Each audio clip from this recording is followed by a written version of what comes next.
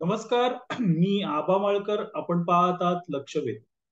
मंडळी, उबाटाचे खासदार संजय राऊत यांनी हे सरकार कोसळण्याची अजून एक डेडलाईन दिली. आता संजय राऊत म्हणतात की हे सरकार 31 डिसेंबर नंतर कोसळणार. यापूर्वी अशा अनेक डेडलाईन संजय राऊत यांनी दिलेल्या आहेत. संजय राऊत वारंवार मीडियाला सांगतात, एक 2-3 महिने झाले की आता मार्च मध्ये सरकार कोसळणार, आता जानेवारीत सरकार कोसळणार, फेब्रुवारीत सरकार कोसळणार, अशा डेडलाईन देत असतात.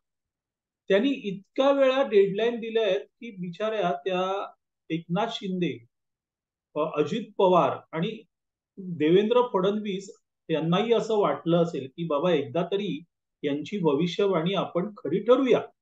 त्यामुळे त्यांना जमत नाही, अगदी शरद पवारांनाही जमत नाही, तर आपणच आपलं सरकार कोसळून टाकू. त्याशिवाय हे सरकार कोसळणं शक्य नाहीये. कारण जोपर्यंत हे तिघे ठरवत नाही तोपर्यंत कोणीही राज्यातलं सरकार कोसळू शकत नाही. मात्र संजय राऊत यांची भविष्यवाणी खरी ठरवायची आहे. त्यामुळे त्यांचा मान ठेवून या तिघांनी ठरवलं तर हे सरकार कोसळू शकतं. आणि अजूनपर्यंत तरी माझ्याकडे ऑथेंटिक माहिती नाही की बाबा या तिघांनी हे ठरवले. असो, महत्वाचा मुद्दा असा आहे मित्रांनो, की आता संजय राऊत हे का बोलतायत. यापूर्वीही संजय राऊत ज्या ज्या वेळेस असं म्हणाले की सरकार कोसळणार, त्या त्या वेळेस तुम्ही एक गोष्ट लक्षात घ्या की काही नाही काहीतरी उबाटामध्ये झालेलं. पहिली डेडलाईन त्यांनी जेव्हा दिली जानेवारीत, म्हणजे मागच्या जानेवारीत, की जानेवारीत सरकार कोसळणार, त्यावेळेस उबाटाचे 5 नगरसेवक हे शिंदे गटात गेले होते. त्यानंतर फेब्रुवारीची डेडलाईन होती, तेव्हा काही पदाधिकारी आणि 3-4 नगरसेवक गेले. आता तर परिस्थिती अशी आहे की शिंदे गटामध्ये ऑलरेडी 40 माजी नगरसेवक आलेले आहेत आणि अजूनही काही नगरसेवक पाईपलाईन मध्ये आहेत, जे शिंदे गटात जाण्याच्या स्थितीत आहेत. मग त्यांना रोखायचं कसं? तर हे बोललं सरकार कोसळणार की संजय राऊतना असं वाटत असेल की या नगरसेवकांच्या मनात भीती निर्माण होईल आणि मग ते शिंदे गटात जायचं टाळतील. पण आता काही तशी परिस्थिती राहिलेली नाहीये. कारण प्रत्येकाला हे कळतंय की हे सरकार आता कोसळू शकत. ते स्ट्रॉंग झालेलं आहे. आणि अगदी आमदार अपात्रतेचा निर्णय जरी विरोधात गेला, म्हणजे शिंदे यांच्या विरोधात गेला किंवा ते उरलेले 16 आमदार आहेत त्यांच्या विरोधात गेला, तरीही हे सरकार काही कोसळू शकत नाही. कारण तो जो जादुई आकडा हवा 152चा, तो ऑलरेडी आहे. मग तरीही संजय राऊत हे असं का बोलतायत? एकतर मगाशी सांगितल्याप्रमाणे की काही नगरसेवक पाईपलाईन मध्ये आहेत, ते तिथे जाऊ शकतात. दुसरा महत्वाचा मुद्दा असा आहे की आज परिस्थिती अशी आहे की समजा आमदार अपात्रतेचा निर्णय हा उबाटाच्या विरोधात आणि शिंदे यांच्या बाजूने लागला, म्हणजे नार्वेकर यांनी सगळा अभ्यास करून तसा निर्णय दिला, तर मग काय होऊ शकतं? तर मित्रांनो, शिंदे यांची शिवसेना ही कायदेशीर होऊ शकते आणि उबाटा हीच अपात्र ठरू शकते. म्हणजे उबाटा हा पक्षच अपात्र ठरू शकतो. त्यांची शिवसेना हेच अपात्र ठरू शकतात. कारण निवडणूक आयोगाने शिंदे यांना हा पक्ष दिला, निवडणूक चिन्ह दिलं आणि शिवसेना हे नावही दिलं. त्यावेळेस एक गोष्ट स्पष्ट झाली की उद्धव ठाकरे यांच्या हातात कुठलाही पक्ष राहिलेला नाही. त्यांना तात्पुरतं मशाल हे निवडणूक चिन्ह दिलं, पण पक्ष राहिलेला नाही, त्यांची शिवसेना राहिलेली नाही. आणि उद्धव ठाकरे यांनी नव्या पक्षाची नोंदणीही केली नाही. त्यामुळे पुढच्या ज्या काही निवडणूक होतील त्या निवडणुकीमध्ये उद्धव ठाकरे आणि त्यांचे सहकारी नेमके कोणत्या चिन्हावर लढणार हा प्रश्न निर्माण होईल आणि त्यांचा पक्ष कुठला असणार हा दुसरा प्रश्न. आता इतकंच नाहीये मित्रांनो, जर हे झालं, हा निर्णय आला आणि त्या विरोधात उबाठा गट सुप्रीम कोर्टात गेला, तर त्याची पुन्हा सुनावणी होणार आणि ती सुनावणी लगेच होईल का? मंडळी, 16 आमदारांच्या अपात्रतेबाबत निर्णय द्यायला सुप्रीम कोर्टाने 1 वर्ष 4 महिने लावले. 1 वर्ष 4 महिन्यानंतर तो निर्णय आला.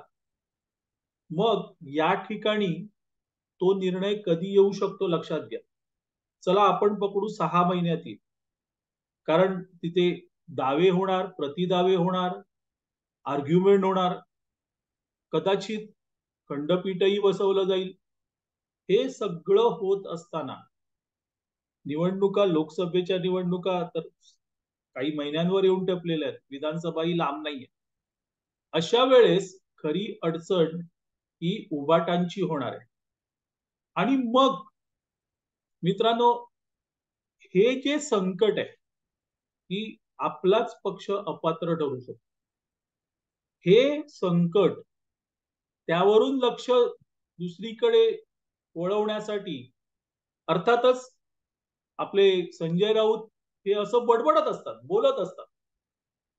पण इतकं नक्की आहे की यावेळेस 31 डिसेंबरची जी डेडलाईन त्यांनी दिलेली, त्या डेडलाईन मध्ये ही त्यांना असलेली सगळ्यात मोठी भीती आहे. आणि एक गोष्ट सांगतो की संजय राऊत जे बोलतात त्याला उद्धव ठाकरे यांचा 100% पाठिंबा असतो. कारण तुम्ही ऐकलं असेल, बघितलं असेल की अनेक वेळा संजय राऊत बोलतात तेच कुठेतरी भाषणात उद्धव ठाकरे बोलतात. त्यामुळे हे सगळं अगदी कोऑर्डिनेशनने सुरू असतं. अशा वेळेस उद्धव ठाकरेंना हे मान्य नाही का? तर 100% त्यांना मान्य आहे, त्यांना माहीत असणार आणि त्यातून हे सगळं होत असतं. आता परिस्थिती अशी आहे की जर उद्धव ठाकरे यांचा पक्षच रद्द झाला तर ते निवडणूक कोणत्या चिन्हावर लढणार? ते राष्ट्रवादीच्या चिन्हावर पक्ष निवडणूक लढणार का? हाही प्रश्न आहे. कारण नवीन पक्ष, त्याची नोंदणी करा, निवडणूक चिन्ह घ्या. तर मशाल हे निवडणूक चिन्ह आणि शिवसेना उद्धव बाळासाहेब ठाकरे या हे पक्षाचं नाव हे अंधेरी पोटनिवडणुकीपर्यंत मर्यादित होतं. एकदा ती निवडणूक झाली की त्याचं महत्व संपलं, हे निवडणूक आयोगाने स्पष्ट केलेलं आहे. अशा वेळेस तुम्ही नवीन पक्षाची नोंदणी करायची असते आणि ती अद्याप झालेली नाहीये. आणि इथे खरी म्हणजे गोब आहे, पाचर आहे.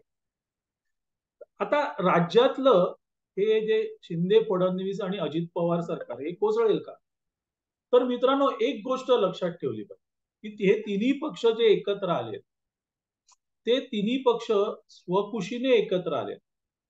त्यातही सत्तेचे फायदे हे त्यांच्या मतदारांपर्यंत पोहोचवण्यासाठी एकत्र आले. जे आमदार एकनाथ शिंदे, अजित पवार यांच्या सोबत आहेत, त्यांना हे स्पष्टपणे कळलं होतं, माहित होतं की आपण महाविकास आघाडीच्या सरकारमध्ये राहिलो तर पुढच्या वेळेस आपण निवडून येणार नाही. कारण ते आमदार प्रत्यक्ष परिस्थिती बघत होते, लोकांच्या संपर्कात होते, लोक काय बोलतायत हे जाणून घेत होते. आणि त्यामुळे त्यांनी निर्णय घेतला की नाही, हे नको सरकार आणि आपण भाजप सोबत सरकार स्थापन करू. शिंदे यांचे आमदार आले. अर्थातच अजित पवारांना पण पहिल्यांदा आमंत्रण होतं तेव्हा ते गेले नाहीत, तर आज अजित पवार मुख्यमंत्री झाले असते. असो, पण नंतर अजित पवार आले, त्यांना तेही कळत होतं की आपण पुढच्या वेळेस निवडून येणार नाही, म्हणजे त्यांच्या आमदारांना. आणि म्हणून हे सगळे एकत्र आलेले आहेत. अशा वेळेस सरकारमधून बाहेर पडलं तर पुन्हा जुनी परिस्थिती निर्माण होऊ शकते. मग तुम्ही प्रश्न कराल मराठा आरक्षणाचं. मंडळी, मराठा आरक्षणाचं किती प्रभाव पडेल हे आता सांगणं कठीण आहे. पण एक गोष्ट लक्षात घ्या, जेव्हा क्रांती मोर्चाचे निघाले, 52-53 मोर्चा लाखांचे निघाले, तेव्हाही असं म्हटलं जात होतं की फडणवीस यांना हे सगळं भारी पडणार, फडणवीस निवडून येणार नाही. पण तरीही फडणवीसांनी परत सत्तेत येण्याची आपली क्षमता दाखवून दिली होती. तो मुद्दा वेगळा की उद्धव ठाकरे बाहेर पडले. म्हणजेच त्यावेळेस त्याचा परिणाम झाला नाही, किंवा फडणवीस यांनी मराठा आरक्षणाबाबत जे केलं ते मराठा जनतेला कळलं, उमजलं. आणि आजही फडणवीस यांनी जे काही केलेलं आहे ते मराठ्यांना माहिती आहे. अनेक मराठ्यांना सरकारी नोकरी लागलेली आहे, तरुणांना, आणि ते फडणवीस यांचं गुणगान गात आहेत. पण मित्रांनो, अशा गोष्टी पुढे येत नाहीत. कारण मीडिया मीडिया या गोष्टीला प्रसिद्धी देत नाही.